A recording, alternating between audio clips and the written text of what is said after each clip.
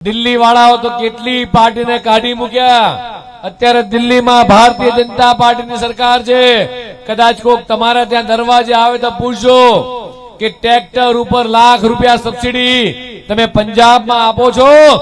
અહીં ગુજરાતના ખેડૂતોને ટ્રેક્ટર ઉપર લાખ રૂપિયાની સબસિડી એ ગુજરાતના ખેડૂતોને મળે છે।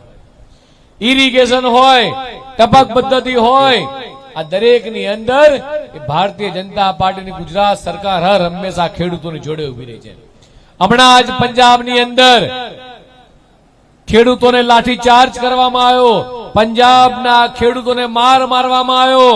પંજાબના ખેડૂતો રો કકળ કરી રહ્યા છે। પંજાબના ખેડૂતોના ટેકાના ભાવની ખરીદી થતી નથી।